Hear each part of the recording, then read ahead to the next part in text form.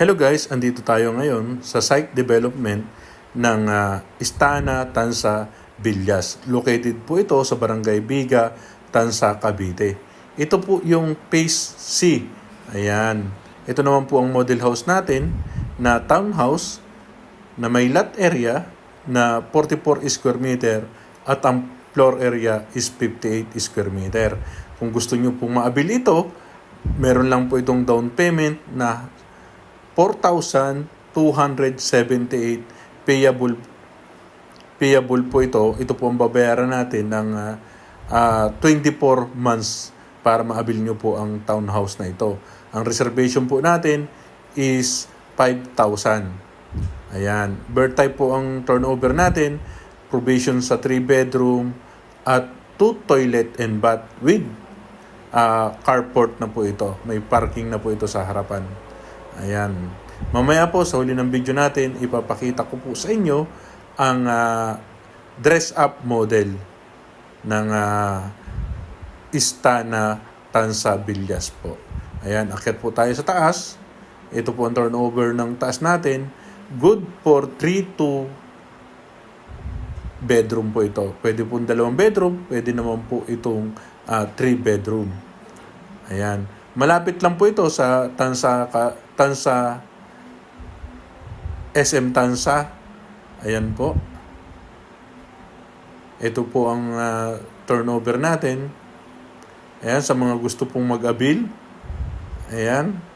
Ang kailangan po natin is company ID to government ID, 1 payslip sa mga gustong mag-reservation, proof of billing.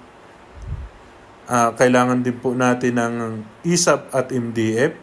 Kung married po tayo, marriage contract at 2 pong ID ng spouse.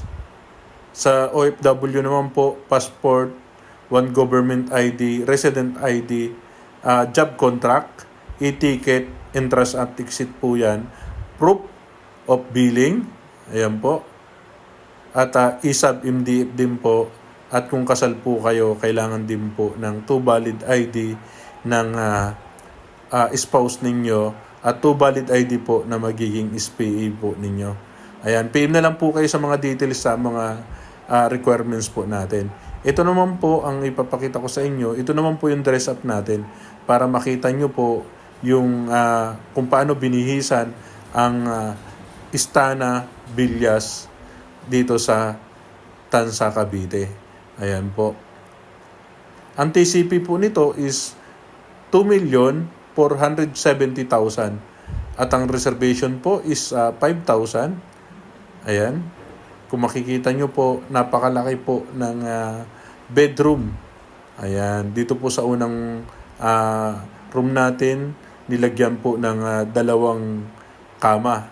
Ayan, 2 kama po ang nilagay dyan. Ganyan po kalaki ang kapag 2 bedroom lang po ang ginawa ninyo. Ayan. Ang monthly po natin nito sa Pag-ibig is 14,356 at ang required income po natin is 41,016. Pwede po ito sa kahit hindi po kaano-ano ang co-borrower. Salamat po!